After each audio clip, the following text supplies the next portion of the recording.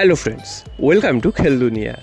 শহরে চলে এলেন আলবার্টো রড্রিগেজ। তো আজকে সকালেই তিনি কিন্তু বিমানবন্দরে নামেন এবং তাকে স্বাগত জানাতে হাজির ছিল প্রচুর মোহনবাগান সমর্থক। গতকালই আমরা দেখেছি যে গ্রেগ স্টুয়ার্ট তিনি কিন্তু কলকাতায় এসেছিলেন, তখনও তাকে স্বাগত জানাতে প্রচুর সমর্থক হাজির ছিলেন। আজ কিন্তু আলবার্টো রড্রিগেজ চলে এলেন। তোমাদের গতকালই জানিয়ে দিয়েছিলাম যে আজকের মধ্যরাত্রিরে বা সকালের মধ্যেই তিনি কিন্তু চলে আসবেন, সেটাই কিন্তু হলো। এবং তিনি গতকাল দুবাইয়ে ছিলেন, তো সেখান থেকে ফ্লাইটে করে আসতে তার বেশিক্ষণ সময় লাগেনি। তো আজকে সকালে তিনি কলকাতায় পা রেখেছেন এবং হয়তো বিকেলে তিনি অনুশীলনেও যোগ দেবেন। তো সব মিলিয়ে কিন্তু সমস্ত বিদেশিরাই মোহনবাগানে চলে এলো, একমাত্র দিমিত্রি পেট্রাটস তো তিনিও আজকে রাত্রিরে কি কাল সকালের মধ্যে তিনিও কিন্তু চলে আসবেন।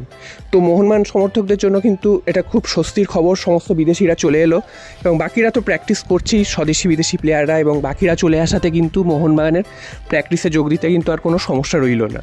এরপর চলে আসি আনোয়ার আলীর কেস। তো সেই কেসটা নিয়ে কিন্তু গতকালই আলোচনা করেছিলাম এবং খুবই কমপ্লিকেটেড কেস জিনিসটা, কারণ আনোয়ার আলীর কী হবে এখনও কিন্তু জানা যায়নি। যদিও পিএসসি কিন্তু 5 দিন সময় দিয়েছে ইস্টবেঙ্গল এবং দিল্লি এফসিকে তাদের বক্তব্য পেশ করার জন্য, এবং আনোয়ারের ভবিষ্যৎ কিন্তু তারপরই নির্ধারিত হবে।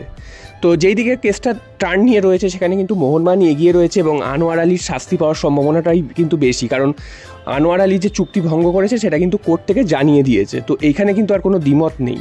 তো এবার কী ধরনের শাস্তি হবে বা কীভাবে কম্পেনসেশন দিয়ে আনোয়ার আলী সেই জায়গা থেকে বেরোবে সেটাই এখন প্রশ্নের বিষয়। তো মোহনবাগান কিন্তু যে দাবিটা করছে প্রায় 20 কোটি টাকার কাছাকাছি, তো সেটা যদি আনোয়ার আলী দিয়ে দিতে পারে সেক্ষেত্রে তো মোহনবাগানের এনওসি দিতে কোনো অসুবিধা নেই, এবং মোহনবাগান এনওসি দেবে সেটাও কিন্তু প্রায় স্বীকার করে নিচ্ছে, কারণ মোহনবাগান এই প্লেয়ারকে কিন্তু আর রাখতে চাইছে না। যেহেতু তিনি নিজেই জানিয়ে দিয়েছেন তিনি মোহনবাগানে খেলতে চান না এবং তিনি ইস্টবেঙ্গলের প্লেয়ার বলে নিজেকে দাবি করেছেন, তো তারপর মোহনবাগান নিজেও আর রাখতে চাইছে না। তবে মোহনবাগান তখনই ছাড়বে বা এনওসিটা দেবে যখন কিনা তিনি ওই কম্পেনসেশনের টাকাটা দেবেন। তো এখানেই কিন্তু একটা বড় প্রশ্নচিহ্ন, তাহলে এই কম্পেনসেশনের টাকাটা কে দেবে, কারণ আনোয়ার আলীর পক্ষে একা দেওয়া সম্ভব না। আর মোহনবাগান কিন্তু আনোয়ার আলী থেকে এই টাকাটা চাইছে তাও কিন্তু নয়, কারণ আনোয়ার আলীকে মোহনবাগান মনে করছে আনোয়ার আলী কিন্তু নির্দোষ, তাকে কিন্তু ইনফ্লুয়েন্স করে এই কাজটা করানো হয়েছে।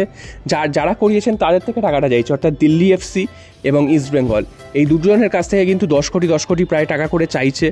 এবং 20 কোটি টাকা চাইলেও পিএসসি সেটা কতটা মানবে সেটাই কিন্তু ব্যাপার, কারণ 20 কোটি টাকা মোহনবাগান চাইতেই পারে, তাই বলে যে 20 কোটি টাকা অ্যাকচুয়াল ভ্যালু সেটা কিন্তু নয়। তারা ভ্যালুয়েশন করে দেখবে অ্যাকচুয়াল যে ক্ষতি কত হয়েছে সেই ক্ষতির পরিমাণটা কিন্তু পিএসসি জানাবে। তো সেখান থেকে কিছু টাকা হয়তো কমতেও পারে, তবে যাই টাকাই কমুক না কেন সেটাও কিন্তু একটা হিউজ অ্যামাউন্ট হতে চলেছে এবং সেটাও কিন্তু পে করতে হবে মোহনবাগানকে, মানে মোহনবাগানকে দিতে হবে।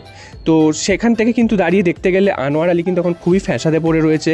এখন যদি ইস্টবেঙ্গল বা দিল্লি এফসি তাকে সাহায্য করে বা সেই টাকাটা কম্পেনসেশন হিসাবে দিয়ে দেয় সেক্ষেত্রে আনোয়ার আলী ফ্রি হয়ে যাবে। এখন যদি দিল্লি এফসি বা ইস্টবেঙ্গল যদি হাত তুলে নেয় এই বিষয়টা থেকে সেক্ষেত্রে কিন্তু আনোয়ার আলী ফেসে যাবে, তিনি তো ব্যান হবেনই 6 মাসের জন্য এবং তাকে কিন্তু ওই টাকার পরিমাণটা মেটাতে হবে। এবং মোহনবাগান যে শুধু তার যে কন্ট্রাক্ট ভাঙার জন্য বা চুক্তি ভঙ্গের জন্য এই কম্পেনসেশনটা চাইছে তা নয়, এতদিন ধরে যেই কেস কামারি চলছে, এত ফেস লস হয়েছে, সেইগুলো হিসেবেও কিন্তু মোহনবাগান সেই টাকাটা দাবি করেছে। তো বিষয়টা বুঝতেই পারছো খুবই কমপ্লিকেটেড জায়গা, আরও 5 দিন না গেলে এই জিনিসটা কিন্তু ক্লিয়ার হবে না কি হতে চলেছে। তবে আনোয়ার আলী যে ভুল করেছেন সেটা তো কালকেরই পিএসসি থেকে জানিয়ে দিয়েছে যে তিনি চুক্তিভঙ্গ করে ভুল করেছেন, এবং উল্টো দিকে ইস্টবেঙ্গলের বক্তব্য, দিল্লি এফসির বক্তব্য জানতে চেয়েছে তারা কেন সই করিয়েছেন এরকম একজন কন্ট্রাক্টেড প্লেয়ারকে, বা দিল্লি এফসি জানা সত্ত্বেও কীভাবে অন্য ক্লাবের তাকে সই করালো সেটা নিয়ে কিন্তু আলোচনা হবে। তো দেখা যাক শেষ পর্যন্ত কি হয়। আশা করা যাচ্ছে, আমরা আশা করবো যে আনোয়ার একটা ভারতীয় প্লেয়ার, তিনি যাতে ব্যান না হন, তিনি যেন খেলতে পারেন সঠিকভাবে, সে যে ক্লাবেই খেলুক না কেন। তো এবং সঠিক যেন তার কম্পেনসেশনটা দিয়ে দেওয়া হয়, তাহলে কিন্তু তিনি খেলতে পারবেন। দেখা যাক শেষ পর্যন্ত কি হয়। তো এরপরে যদি কোনো আপডেট পাই সেটা কিন্তু তোমাদের অবশ্যই